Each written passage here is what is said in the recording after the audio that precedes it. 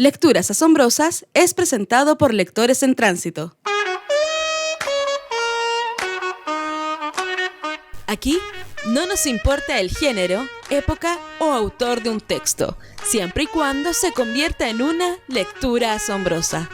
Desde este momento, te dejamos con Ángeles Barrera y asombrosos invitados por Radio USEC. Bienvenidas, bienvenidos. Estamos iniciando nuestra temporada número 29. Felices en este programa de jueves 4 de julio del 2024. Y desde la capital de Chile hasta el sur, saludo a nuestro invitado de hoy, Carlos Francisco Aguilar Islas. ¿Cómo estás, Carlos Francisco? Bienvenido a Lecturas Asombrosas. Hola Ángeles, todo bien, muchas gracias. Muchas gracias por la invitación. Vamos a conversar con Carlos Francisco sobre el proceso de escritura. Vamos a conocer en detalles su primera novela, ABCXYZ, publicada por Mago Editores, ¿cierto? Agradecer a Verónica Espinosa por la gestión periodística de tener hoy a Carlos Francisco, con quien inauguramos el primer programa de nuestra temporada número 29, de este programa que ustedes ya conocen, en el cual profundizamos sobre los procesos de escritura y hacemos difusión de la narrativa chilena y hispanohablante. Soy Ángeles Barrera Jofré, para quienes no me conocen, soy la anfitriona aquí en Lecturas Asombrosas, y antes de presentarles a Carlos Francisco, quiero invitarlos especialmente a quienes pertenecen a nuestra comunidad de Lectores en Tránsito, esta comunidad hispanoamericana de difusión literaria, a una actividad hermosa que se va a realizar el día jueves 25. Vamos a estar en modalidad presencial aquí en Santiago de Chile con la presentación de la novela Un chal para arroparlas, de la escritora chilena Verónica Feliú, que reside actualmente en Estados Unidos y que va a viajar especialmente a presentar esta novela que ha sido publicada por Aquí en La Luz de lo Invisible Ediciones. Quedan todos invitados para el jueves 25 de julio a las 19 horas en el auditorio del espacio SEA de la Pontificia Universidad Católica de Valparaíso, aquí en Santiago, Antonio Belet 314 Providencia. Va a ser también transmitida a través de Zoom virtual sincrónico, así que quienes están fuera de Santiago y de Chile pueden inscribirse en aquien.laluzdeloinvisible@gmail.com para recibir el enlace y acompañar a Verónica en esta primera presentación de esta hermosa y delicada novela que tiene por protagonistas a mujeres. Así que con esta invitación, que van a empezar a ver en nuestras redes sociales, vamos a comenzar contándoles que Carlos Francisco Aguilar Islas nació en Puerto Montt el año 1991, es escritor, poeta y director de talleres literarios. Ha editado fanzines de poesía y cuentos de terror, además de colaborar con reseñas, cuentos y poemas en antologías de concursos, fanzines y revistas literarias de Chile, México y Colombia. En el año recién pasado fue becario del Ministerio de las Artes, las Culturas y el Patrimonio con el libro de cuentos Puerto de Nada, y ABCXYZ es su primera novela. Así que muchas gracias, Carlos Francisco, por estar hoy.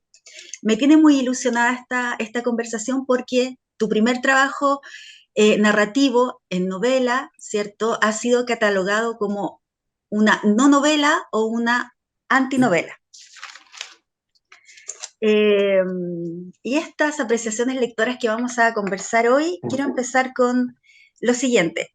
Entre las características, ¿cierto?, de la antinovela o de la novela, o lo que podemos encontrar en esta historia, tiene que ver con los relatos fragmentados, por un lado, y con personajes que no tienen nombres propios y que no están tan bien delineados, que hace que la lectura sea un poquito inquietante.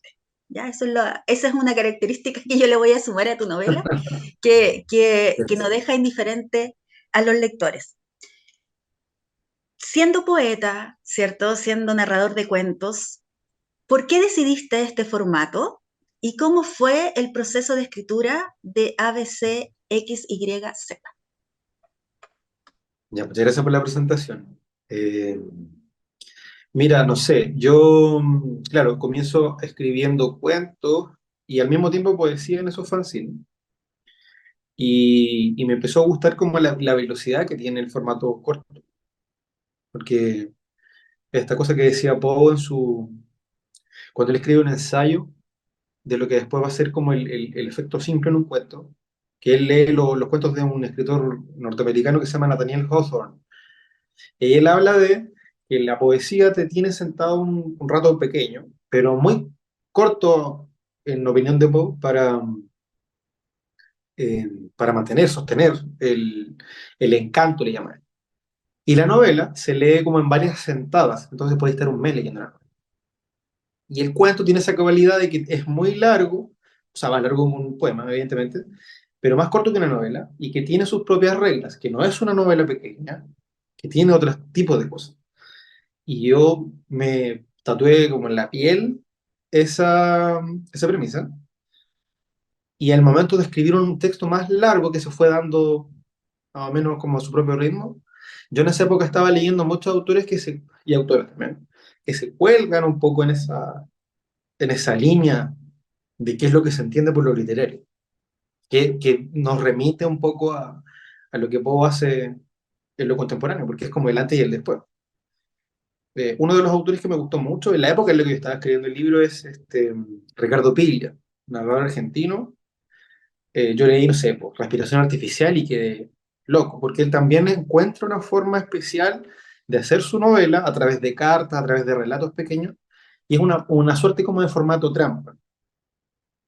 Entonces, ya con el formato trampa en la mente, y en esa época también, previo a la escritura, que fue el 2019, 2019-2020 por ahí, eh, empecé a crear como fragmentos primero, y se fueron como dotando de cierto ritmo, pero no un ritmo de largo aliento. Por ejemplo, no sé, como tú decías, un fragmento. La novela funciona como, yo siempre digo que como cartas en una baraja.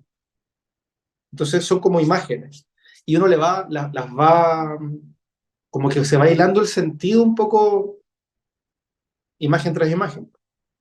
Entonces yo empecé a escribir eso y las imágenes se cerraban. Y decía, ya, aquí tiene que terminar. Pero puedo partir otra cosa, con otro narrador, otra situación, pero que tenga elementos similares y que tenga como esta cualidad del absurdo, de que las cosas empiezan a rimar y empiezan como a agarrar un ritmo de las olas. Siendo que no es una novela que está escrita desde lo material del espacio, pues no es como, oh, soy del sur, por ejemplo, y escribo sobre el temporal, que igual yo lo he hecho para puertas adentro, ahora estoy haciendo una cosita. Pero en esa época era como solamente el formato literario como un fin en sí mismo. Entonces, un poco en contra de que tiene que estar lleno de elementos reconocibles primero y, y que sea solo para entretener, solo como algo ligero, ¿cierto? Que yo me siento y me dejo llevar porque tenemos el teléfono, está como en la tele, ¿cierto? No, ¿para qué el libro tiene que ser un bastión más de como de la relajación? Estoy diciendo, a mí me gusta mucho leer, yo me relajo leyendo, pero no es un comercial de televisión, tiene de repente desafíos, y yo dije, ya, voy a hacer un libro, mientras lo estaba haciendo, no lo pensé tanto, y se fue agarrando un color y dije, mira, esto va a ser un texto que invita a pensar, a pensar el formato, a pensar las relaciones que hacemos de los elementos. Es bien denso, pero en esa época yo estaba muy metido con eso y todavía lo defiendo, me gusta. Yo quiero felicitar porque la apuesta es bien compleja, pero está muy bien resuelta. Muy bien resuelta, muy bien planeada, Gracias. muy bien, a pesar de esta desestructura, ¿cierto? Porque al comienzo, por lo menos a mí en su lectura, al comienzo fue así como, ¿para dónde vamos? Porque el lector, como lectores, nosotros solemos adelantarnos a lo que va a pasar, ¿cierto? Estamos esperando que suceda lo que nosotros consideramos que debería suceder en una historia que está contada con la estructura formal y, oh, maravilla, con A, B, C, X, Y, Z, eso no pasa, entonces nos saca de esta zona de confort, que es la lectura. ¿Por qué para ti es esencial? Oye, esta pregunta es muy bonita. ¿Por qué para ti es esencial en esta novela la relación entre código y lenguaje?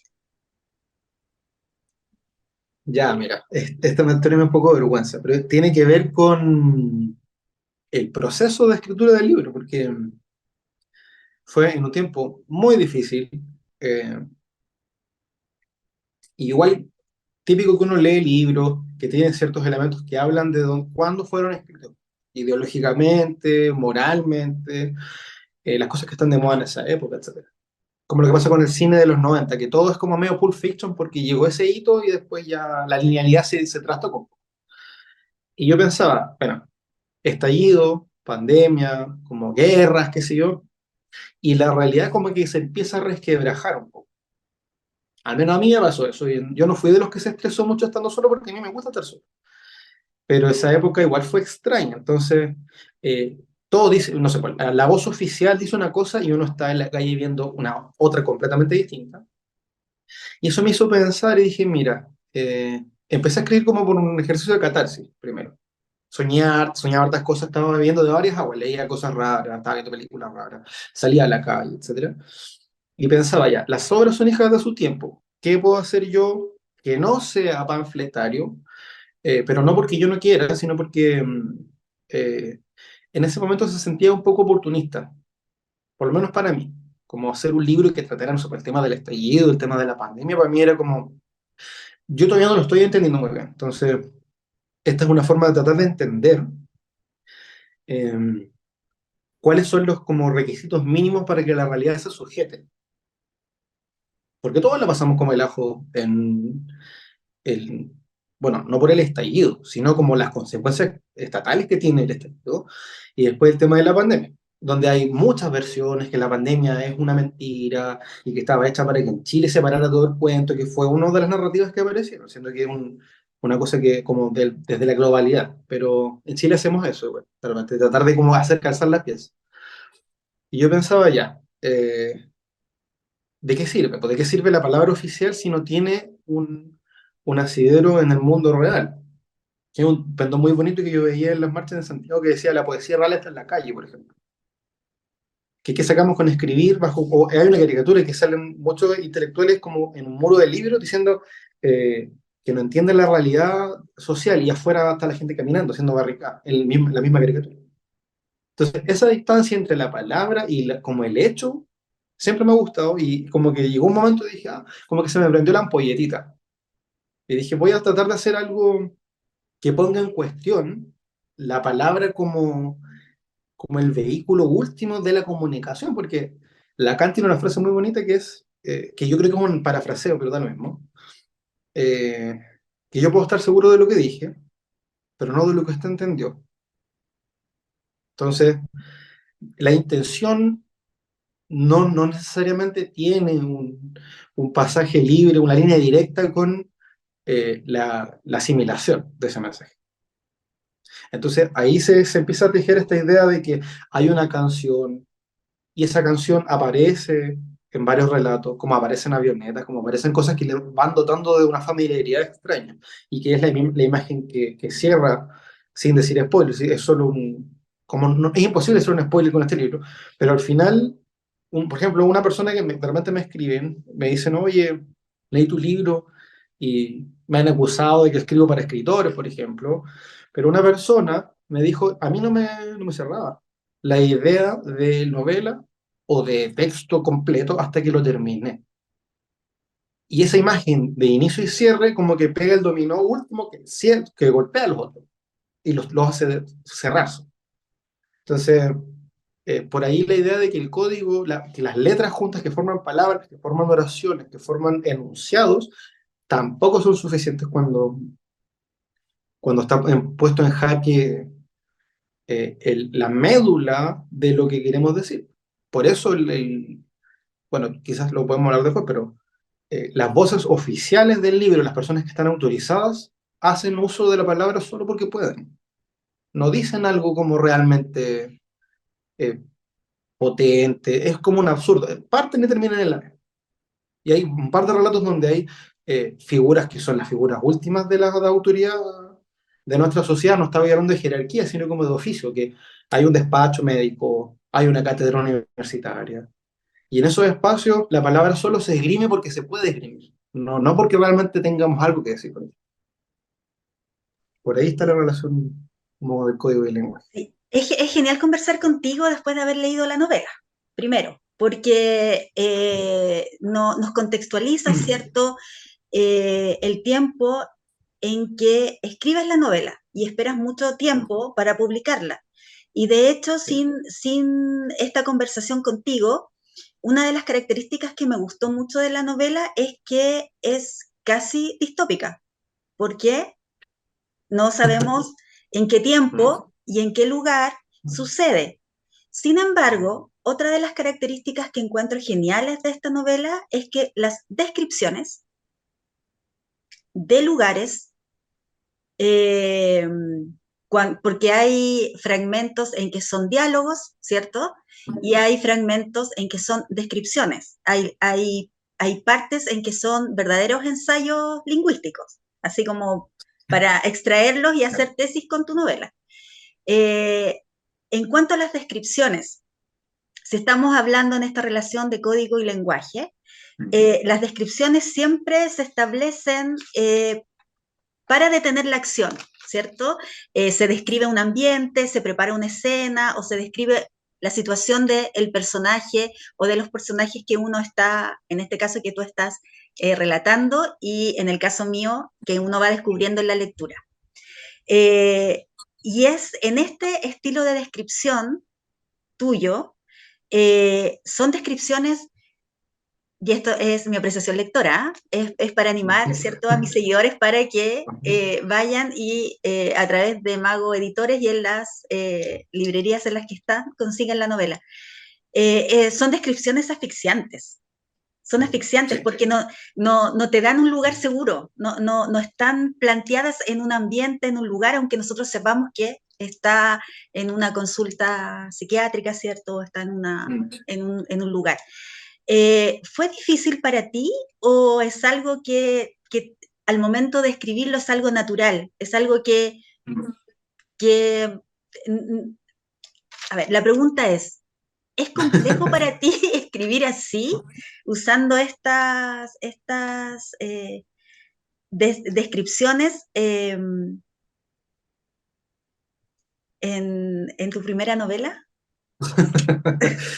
Sí, mira, gracias por la descripción y porque sea un aliento, porque la idea es que el libro tiene 113 páginas, pero tiene una densidad especial y lo hice así, eh, quizás como lo que hablábamos. Yo la verdad es que hago un ejercicio como de desdoblamiento y lo veo con ojos nuevos.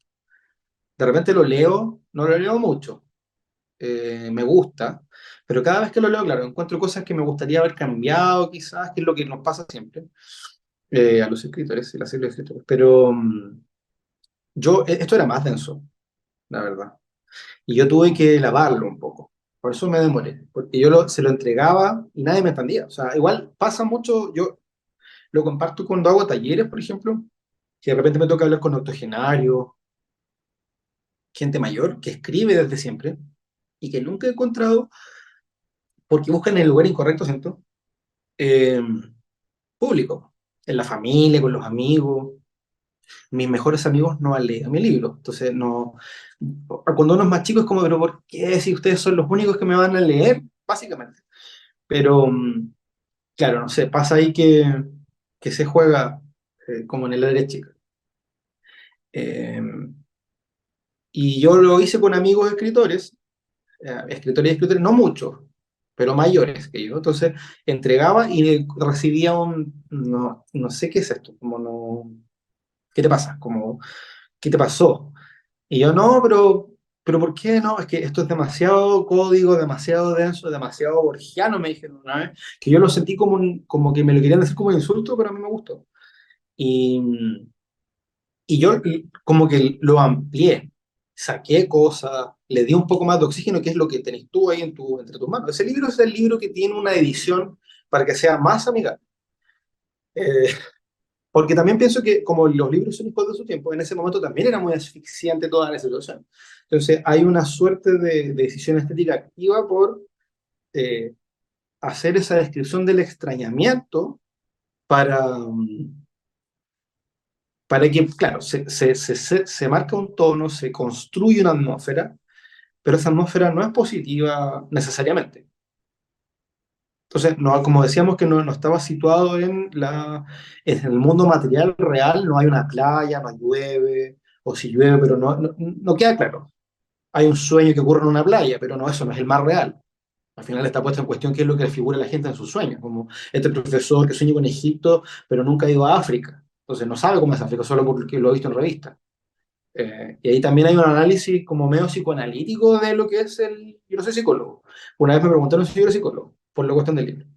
Pero tiene que ver con eso, como qué es lo que se dice de más. Estamos aquí en Lecturas Asombrosas, conversando con el escritor chileno Carlos Francisco Aguilar Islas, que está en Puerto Montt, profundizando, escuchándolo atentamente sobre A, B, C, X, Y, Z, profundizando con él sobre esta no novela, esta antinovela.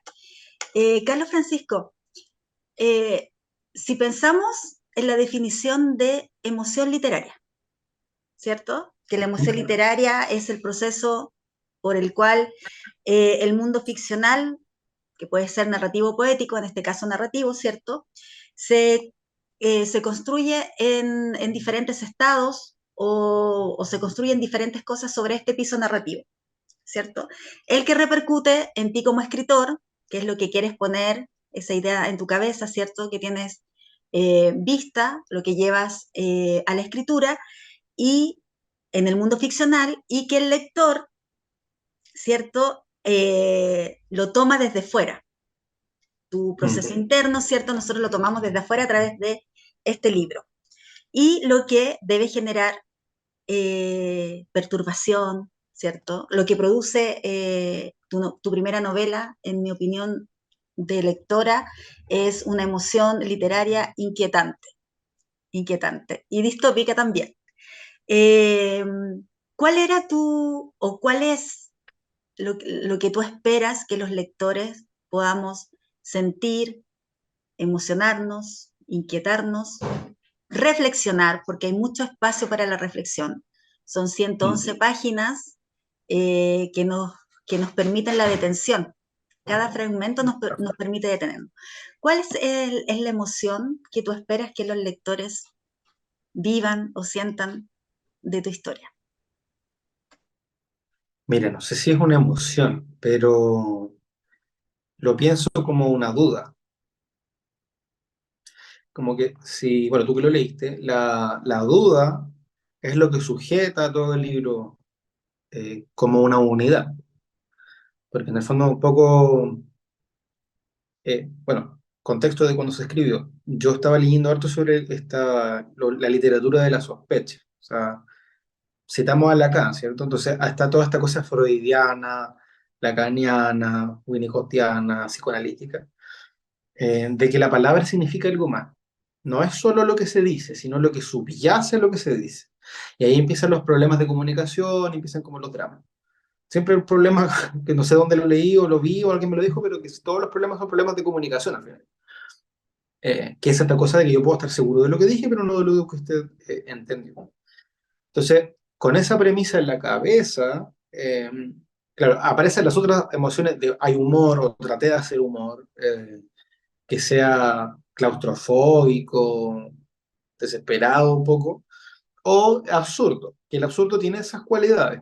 Pero entonces siempre está la duda como de, esto no puede ser así, esta cosa no puede, o sea, el profe se cayó y se tiró un peo y todos estamos en la sala como, esto no puede estar pasando.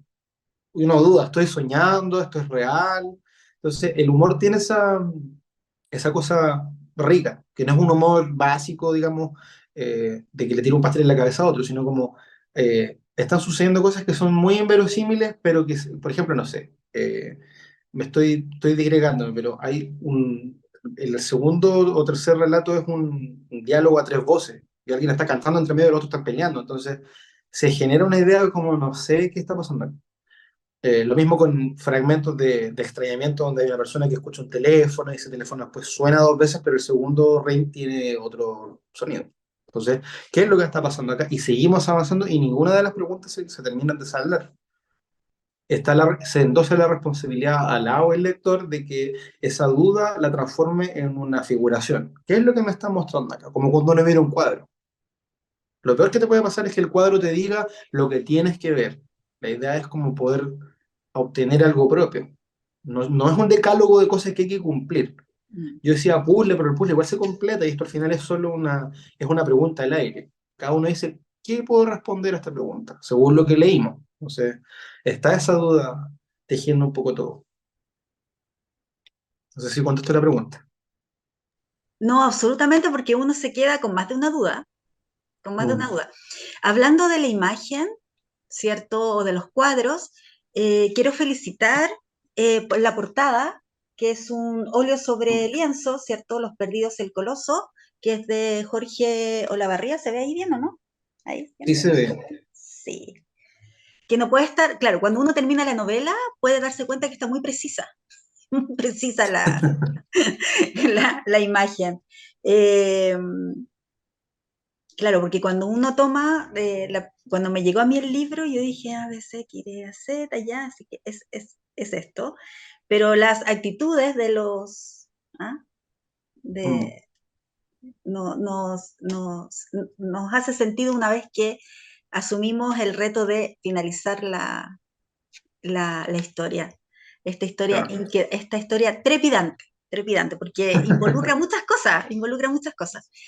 Eh, no te pregunté al iniciar el programa si tienes la novela a mano, porque Sí, sí, quiero que nuestros seguidores, a través de tu voz, ¿cierto?, se asombren con esta primera lectura del fragmento elegido por ti, que se va a convertir hoy en la primera lectura asombrosa de nuestro programa. ya. Eh, Mira, los fragmentos son largos. Entonces, por el respeto a la audiencia, yo siempre selecciono uno que me gusta mucho, que es ya les dijimos a las personas que nos están escuchando que es un libro que funciona en fragmentos, y hay uno que es pequeño, y el narrador es en primera persona, o sea, nos está hablando cuando lo vamos a leer, eh, es el número 9 de la página 59. Y dice así. Una avioneta sobrevuela la ciudad al mediodía sagradamente, repitiéndose el plato en la tarde, y el nombre del juego parece que es No dejemos a nadie en paz nunca. ¿Por dónde partir? ¿Hasta cuándo? Es lo que digo yo. Últimos días, últimos días. El asunto de la bocina, sí o sí, debe llevar así más o menos un mes o algo por el estilo. Y lo que más me remueve, lo que más me saca de esquema es que no parece molestar a nadie más. En algo así es fácil, facilísimo quedar como una persona conflictiva, y nunca imaginé que me tocaría jugar ese papel. Pero es que ya la cosa no tiene por dónde agarrarse, ¿me oye? Ahora, si me preguntan, está escrito esto, entre paréntesis, y no me está preguntando, pero me da lo mismo y lo voy a decir igual, cierre paréntesis, dice la persona. Yo creo que sí molesta, pero es el tipo de cosa de la que nadie habla realmente, un asunto desconcertante en verdad. Tardé un poco también en caer en cuenta de lo de la segunda tanda, eso porque estas semanas, esos meses, fueron de látigo duro hasta muy tarde, aunque se entraba después del almuerzo, una por otra. Solo una vez entré de nuevo en una rutina normal, pude constatar que efectivamente está todo fríamente pensado y calculado para que nos fumemos los mensajes al llegar a nuestras casas a eso de las 6 o 7. Funciona, no hay duda alguna, que por algo lo repiten todos los santos días. El mensaje se cuelga en una canción o parte de una. Quizá una repetición constante de la misma pieza, sepa nadie. Es grito y plata, supongo. Al menos en la intención de posicionar su basura, colgar un mensaje en el aire y que rebote donde caiga, donde llega el sol. Una cosa es que le escriban en la memoria cualquiera de los famosos eslóganes que están en todas partes hoy en día. Pero algo muy diferente es que esa lavada de cabeza sea efectiva, ¿o no? Por supuesto hablo de la TV y la radio, afiches, postes y muros, en productos de consumo diario, en prendas, en interacciones aparentemente inocentes, pero que buscan el engatuse en un subtexto preparado para eclosionar en las mentes de quienes bajan la guardia y así. El cielo es para la poética, para detenerse a pensar, para batirse a muerte o emprender trayectorias con fines desconocidos, para buscar la felicidad perdida, soñarla, maravillarse, qué sé yo. Mi punto es que llego al o del trabajo y todos gritos puestos en el cielo sobre los famosos últimos días. Últimos. ¿De qué? Da lo mismo, pan y circo nomás. que todo el resto de las malditas cosas quedan paradas intactas y en su mismo lugar sin que nadie haga otra cosa sino seguir como caballos de carretón, como dice el dicho, adelante contra todo lo lógico posible, directo al acantilado, caramba. Perdona la expresión, pero es que peleando con el cierre del portón y los ojos clavados al cielo, tengo que formarme una interacción imposible, un enlace en una sola dirección, letras juntas sin ningún sentido verdadero, solo dichas porque se puede, porque así nomás es la cosa. Solo con mi voz. ¿Cómo le contesto? Eso es lo que me molesta a mí. ¿Entiendes? Eso.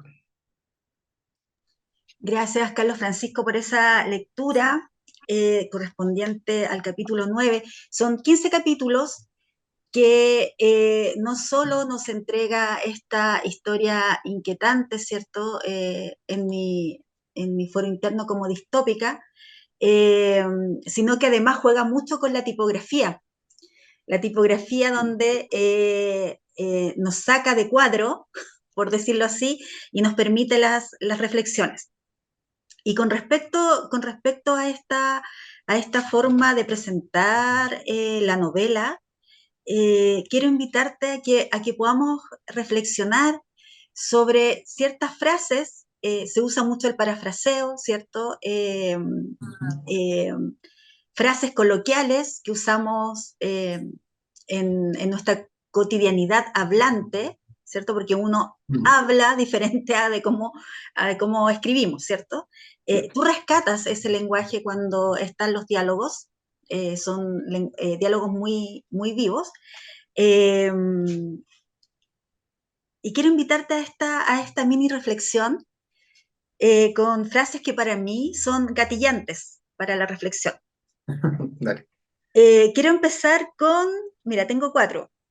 Quiero empezar con, bueno, y esta fraseología se convierte en pistas. Tú a través de estas frases a los lectores nos vas dando pistas, pistas dentro de la trama, ¿cierto? Entonces, quiero partir eh, por la pista de la página 103, donde, comillas, uno de los dialogantes dice, nada como la fraseología para ahorrar recursos.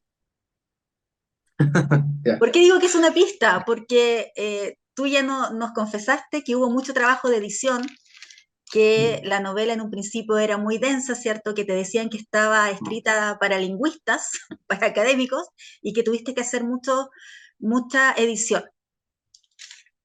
¿Podemos profundizar en eso? En que la fraseología se usa para ahorrar recursos.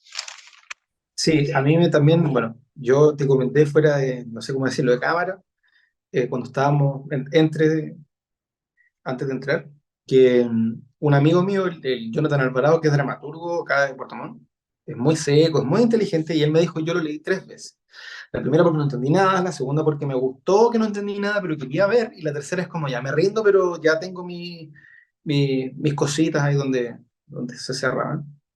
Eh, y claro, me hicieron una entrevista en un medio hablando y yo citaba mucho, porque yo soy muy citador. Yo hago eso de decir, Lacan dijo esto, como dijo Edgar Allan Poe, como dijo, bla, bla. Y me decía, yo no entiendo, porque tu libro va en como que quiere abolir la frase. Todo el rato es un ataque en contra de la frase, y la gente que usa frases las usa fuera de contexto, que es una cosa muy chilena también, como decir, no sé, eh, más vale pájaro hermano, no sé, y la situación no tiene nada que ver con el adagio o el refrán o lo que sea, y eso a mí me gusta mucho. Y claro, me acusó en buena, me dijo, oye, tú estás ahí escribiendo un libro en contra de la frase, ¿y qué pasa? Y claro, ahí yo hago un ataque, pero no es a la frase per se, es como a la... Aquí me pongo pesado, pero en ese momento yo estaba muy enojado como con algunos portales de redes sociales donde se comparte poesía, pero para gente que no lee poesía. Entonces, no son poemas reales, son solo frases o como frases, ya lo voy a decir, ¿no? Como del, o sea, para el señor sarcasmo, ese tipo de cosas como, mándame, tírame a los lobos y volveré liderando, y como que no, yo detesto. Entonces, en un momento tratar esa cosa como de la puesta en ridículo de la frase no es la frase, sino como la ausencia de contexto en el cual la frase puede ser utilizada. Y eso ocurre, o sea, muchos de los diálogos son con personalidades que yo pensé, no de personas específicas, si estoy inventado, pero pensando ya, ¿cómo contestaría yo a esto? Y cómo contestaría, qué sé yo, un personaje que tenga tales cualidades. Y, y, y ocurre que la frase aparece siempre como este recurso para ahorrarnos problemas, pero que realmente solo plantea más preguntas. Eh, entonces, por ahí siempre está como el bichito de destruir la frase, pero no porque a mí me moleste la frase, si yo la cito también. Simplemente es como ese juego de que la frase puede ser la muestra de un botón de lo que puede ser una literatura más industrial o más como sujeta a otras lógicas que no tienen que ver con lo literario, o sea, como eh, otros formatos que son más de reproducción y no tanto como de reflexión. Mm. De reproducción y no de creación, ¿cierto?, artística. Ya no Mm, solo hablamos de narrativa, sino que de la obra artística en general. claro. Otra pista que nos das, en la página 197, abro comillas. Eh, Cuando alguien hace una trenza, esto me gusta mucho, cuando alguien hace una trenza, entiende el poder de las pequeñas acciones. Ya, sí, esa es la cárcel, están hablando de personas en la cárcel. Eh, sí, yo defiendo mucho de las pequeñas acciones, sobre todo porque el, eh, partimos, yo igual en la época en la que lo escribí, no, yo tengo 33 años, en esa época no sé qué edad tenía, pero no sé, ya estaba viviendo solo, pero uno como que empieza a pensar, a decir ya, que somos más jóvenes y como que queremos abolirlo todo, como abajo todo y nos pasó a todos también. Como eso que está hasta ahora, malo, y lo que vamos a hacer nosotros ahora es lo bueno. Y eso son grandilocuencias propias de la juventud, un poco más adolescente. Entonces, yo defiendo esas como sutilezas, como no sé, una disposición más, suena raro, pero decir como obreros del arte, pues yo he tenido como los trabajos de Don Ramón, he hecho de todo, entonces ahí uno va comiendo cosas y son trabajos muy raros, entonces de ahí se alimenta quizás como esta heterogeneidad o la polisemia del libro, en general, y de las cosas que hago en realidad siempre tienen que ver con alguna forma rara. eh, Tú mencionabas que yo me había ganado una beca de creación con un libro de cuentos y los cuentos son clásicos con nombres y situaciones, pero igual el elemento narratológico tiene, va por escala o es como que se rompe un poco porque me gusta eso, no puedo evitarlo. Oye, Eh, quiero hacer una Dime, no. aclaración, Carlos Francisco. Cuando yo digo que el libro nos entrega pistas, no estoy hablando de pistas propiamente narrativas sobre el relato. Estoy hablando de pistas para entender tu proceso creativo, pistas Ya, de cómo tú ya, escribes, ¿ya? ya. Sí, es que yo debía Dale. haber dicho eso antes, ¿ya? Entonces, lo que yo, son frases que me gatillaron a mí mucha reflexión en varios Mm, sentidos, no solamente en el sentido narrativo, en el contexto en que está puesto la frase, sino que para mí mm, son pistas para entrar en tu, mira la locura que estoy haciendo, ¿no? Entrar en tu cabecita de escritor ya, y entender el proceso. Y lo que más me gusta de esta conversación es que ha sido muy coherente, ya. ¿cierto? En tus respuestas, muy seguro, muy apañado por los escritores, tus referentes, ¿cierto? Escritoras y escritores, porque estuvimos también hablando de las referencias femeninas, ¿cierto? De las escritoras actuales, eh, pero son pistas para entender tu lógica narrativa. Entonces, Mm, eh, ya. me faltan dos, las dos que quiero compartir contigo. Ahora tú Vamos bien hasta ahora. me puedes decir, Ángela, estás totalmente equivocada, cómo se le ocurre? Ya, Mira, en la página dale. 80, voy de atrás hacia adelante, en la página 80. La escribí de la página primera, ¿cierto? Pero la estoy dando de atrás hacia adelante. En la página 80, abro comillas, la única pregunta posible y nada más, la única pregunta posible y nada más, morir, morir es tragedia, follar un fenómeno, caminar una simplicidad. Ya, mira, esa. claro, estamos haciendo un ejercicio hermenéutico al final, porque tú tomas lo que yo escribí y muy en el tenor de lo que se escribió, tratas de lo que subyace, ¿cierto? Y eso es lo que yo traté de hacer en el libro.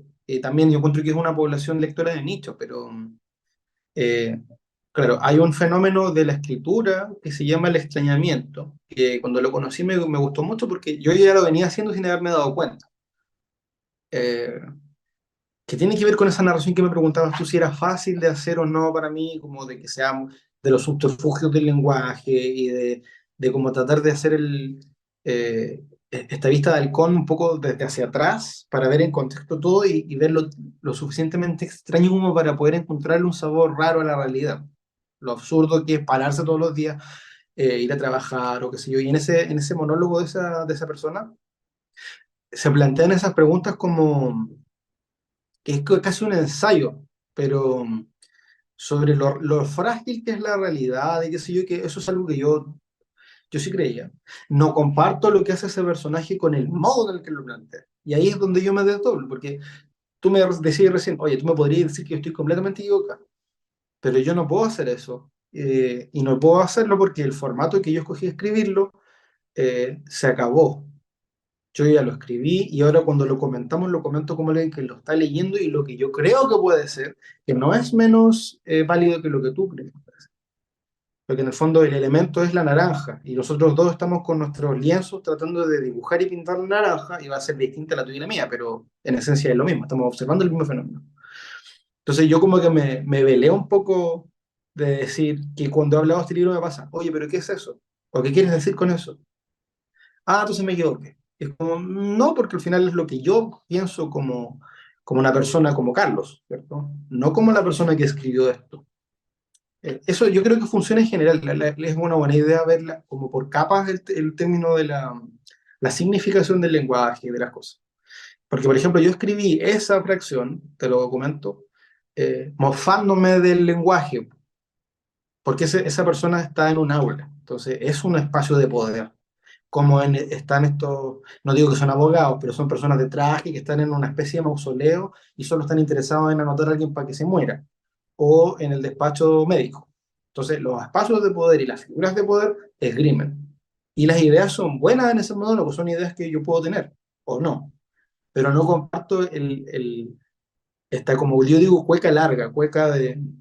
Y parece que el juego cuando terminan y dos personas hablan afuera, y se parece que el juego se llama enredarnos lo más posible hasta que nos salve la campana, porque a veces el lenguaje académico se siente un poco así, que está sujeto a producciones eh, y no tanto como a reflexión. Yo te digo, me quedo con esa idea de, eh, de que esas son cuestiones válidas, pero el extrañamiento hace que se conecte muy poco, pienso, no sé. ¿Sabes qué?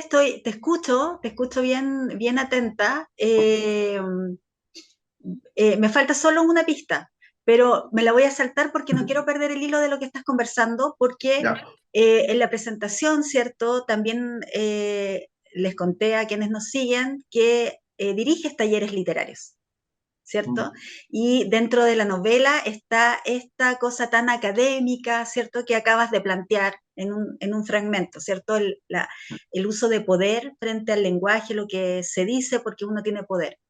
¿Cómo son tus talleres literarios? Yo soy Y si bien. hay alguno que esté por abrir, si son virtuales, si son presenciales, cuáles son los temas, cuéntanos todos los talleres literarios porque también nos interesa hacer esa difusión. Mira, justo ahora no tengo uno porque estamos conversando para hacer otro. Yo voy a Alto Santiago a hacer centros en Recoleta, en un centro cultural que se llama Ananda Mapu, que lo pueden buscar ahí en redes sociales, en Instagram y todo. Ananda Mapu. Y lo he hecho online, desde la casa. Voy a Santiago a hacerlos también. Y en general yo trato de hacer de narración, porque me gusta el formato, me gusta la forma, pero yo trato de que sea bien hippie. No sé cómo decirlo de otra forma. Me presento, tomamos once, yo les cuento un poco de lo que vamos a hacer, pero es muy general. Y lo pienso, siempre son de narración, porque, claro, la poesía siento que es muy democrática en Chile y hay muchas y muchos poetas porque tienes que agarrar una servilleta y un lápiz como que está las cuartas, las novenas, el verso alejandrino, pero esas cosas uno se las puede saltar y es un poema igual. Versus un cuento que, que siempre hacemos como un de cuento breve, donde las normas se pueden subvertir, pero tienes que saberlas primero porque si no, no se agrega nada, como hacer pan con mucha agua, no pega. Y eso uno lo ve cuando ve una mala película o lees un mal libro y dice, ¿para qué? No, no, demasiado. La escritura novelística está muy puesta con las descripciones totales desde la introducción y luego no se usa nada de lo que se dice, por ejemplo. Entonces ahí yo hago juego, la pasamos re bien.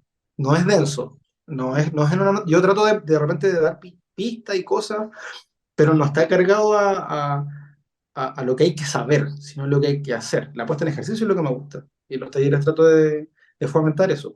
Y la gente igual ¿Cuál? se engolosina, como que yo los veo que después no quieren que nos terminemos el taller porque quedan como huérfanas y huérfanos del espacio.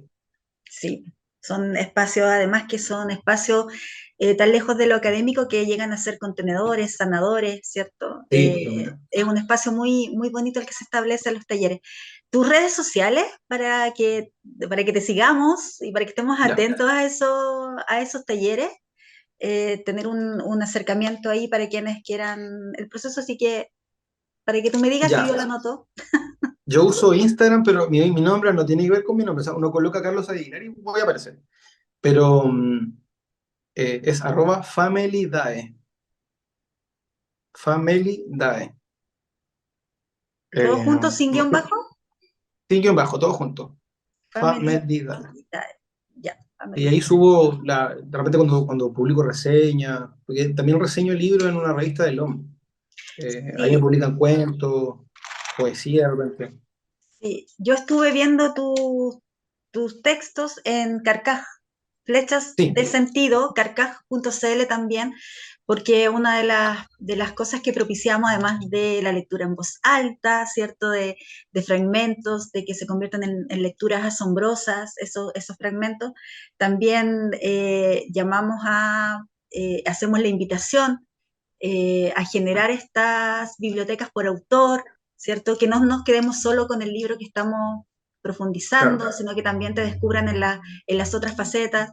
Por eso también para mí era importante que hablaras de los talleres literarios y que bueno, saber el estilo, ¿cierto? La Mm. impronta que le das tú, tu sello personal a estos talleres. Voy a ir con la última pista para mí como lectora.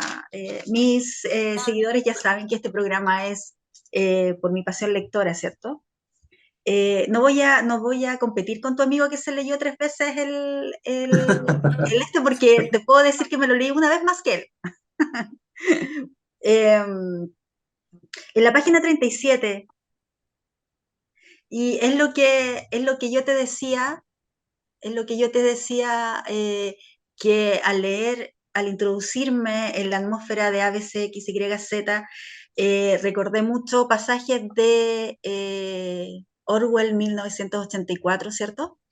Y tiene que ver con esta frase que dice Z en un diálogo en la página 37. El mundo es un lugar horrible, el mundo.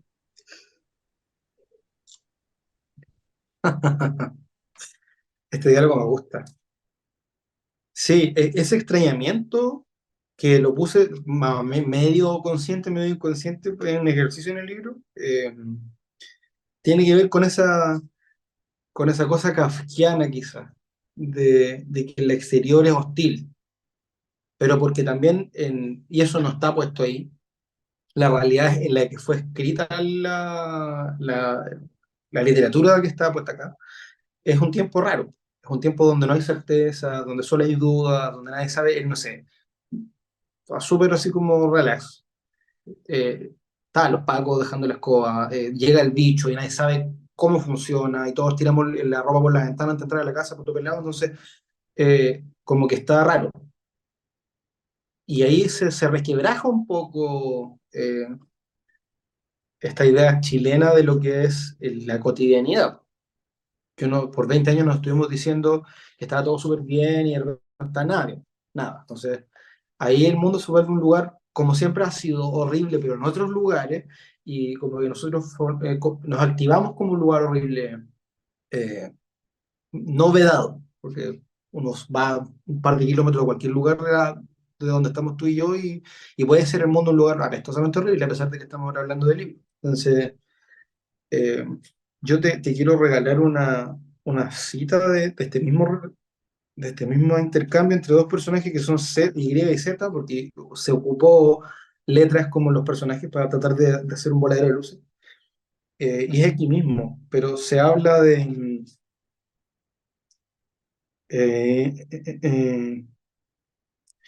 mira, no lo pillo ahora, pero de haber sabido lo hubiese dejado de antes.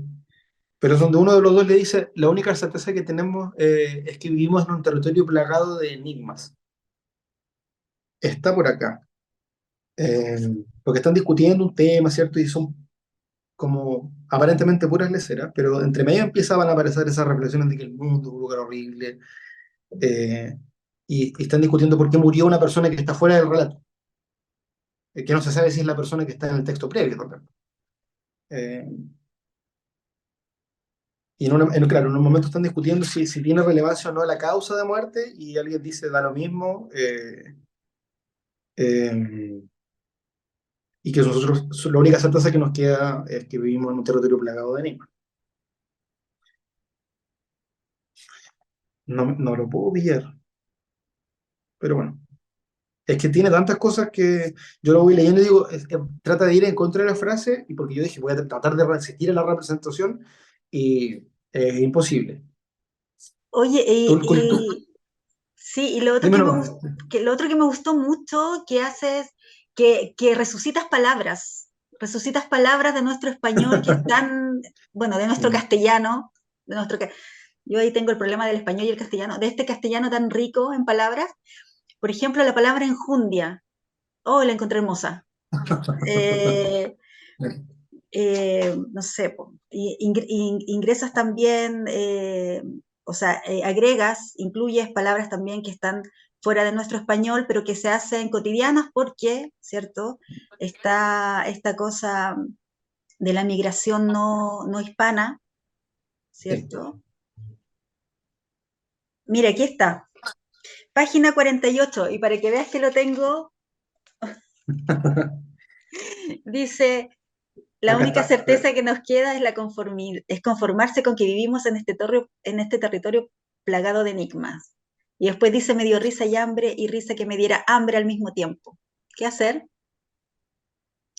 Y ahí está, No era el diálogo, era ahí, sí. En el sí. otro capítulo. Eh, bueno, y hay palabras que yo no conocía, por ejemplo, como dedaje. Y yo invento palabras también. Me Sí, gusta esa cosa. dedaje. No, pero yo lo busqué y tiene una significación, pero vamos a dejar que nuestros seguidores lo busquen porque se van a asombrar con la cantidad de palabras que nos resucita Carlos Francisco Aguilar en esta novela A, B, C, X, Y, Z. Carlos, algo que quieras enfatizar, que quieras contarnos antes de finalizar nuestra conversación. Eh, sí, o sea, bueno, comentarte lo de las palabras inventadas, porque yo lo hago harto cuando hablo. Digo, se entiende igual. ¿Por qué no podemos inventar nuestras propias palabras? Si Gabriela Mistral inventaba sus palabras, uno también puede. Entonces, eh, no sé, yo voy así como que esto es un pedacito chiquitito que es en la capítulo 4 en la página 3, que yo digo, una silueta se resta de este mundo tejido fuera, se congela en tiempos de horario imposible, arrojándose a transitar a través de espacios y aroma de cajoneras en una caracola metálica, cristálica, alfómbrica. Porque se describe un espacio de oficina en la noche donde hay olor a papel y olor a tinta y alfombra. Entonces se habla de que esta es una trenza, es una caracola metálica y cristálica. Y quizás es como ese vicio de poeta, quizás. Yo la verdad no Mm. lo sé, pero como que me dejo llevar y digo, ¿quién es nadie para venir a decirme qué es lo que puedo o no puedo hacer en mi libro? Que un poco me pongo pesado, pero después digo ya, también está el uso de la onomatopeya, te conozco moco, me extraña araña, que sé los turduros, como cosas que no tienen por qué ser como de un lenguaje formal. Tiene que ser quizás como extraño, pero no tiene por qué ser poco familiar. Mm. Entonces por ahí está Y yo que no había visto nunca escrito, en una narración la palabra turururus y me encantó porque uno ya le dieron los turururus, ¿cierto? Que según la RAE es estar enojado, andar enojado. Y uno la usa tan coloquialmente. Carlos Francisco, ha sido un agrado. Quiero que sepas que está este espacio que es Lecturas Asombrosas para que puedas venir a conversarnos de tu poesía, de tus talleres, si estás trabajando en una nueva narrativa, e invitarte también a la comunidad de lectores en tránsito, agradecer, ¿cierto?, a Verónica la amabilidad y su gestión periodística, porque estuve revisando todos los blogs, las entrevistas, tus blogs personales, los blogs donde escribes reseñas, donde aparecen fragmentos también de la novela, así que felicitarla también a ella por esa gestión periodística que nos permite tenerte hoy, inaugurando nuestra temporada número 29, hace 6 años que hacemos lecturas asombrosas, así que agradecerte que tenga muchos lectores tu narrativa y que sigas deslumbrándonos con esta certeza y con la firmeza, con este compromiso tuyo frente a la palabra y a las cosas que te gustan, de la poesía y la narrativa, así que te distinguen, ¿cierto?, de una manera bien especial de otros narradores y escritores chilenos y latinoamericanos. Así que invitados a conocer ABCXYZ, publicado por Mago Editores, y el autor Carlos Francisco Aguilar Islas, con quien hemos estado conversando. Como siempre, soy Ángeles Barrera Jofré, a través de Radio Universidad SEC, que es nuestra casa hace 6 años. Estamos en las celebraciones de los 6 años ya de este programa de difusión, así que agradecer toda esta hermosa y profunda conversación. Así que muchas gracias, Carlos. Muchas gracias a ti, me gustó hablar de libros así. Ay, muchas gracias. Muchas gracias a ti.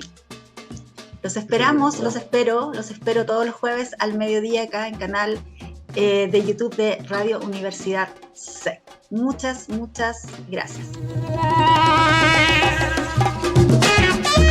Si fuiste capaz de sumergirte en lo más profundo de esta ojeada literaria, ya eres parte de nuestra comunidad. Sintonízanos la próxima semana para otra lectura asombrosa, con la conducción de Ángeles Barrera, solo por Radio USEC.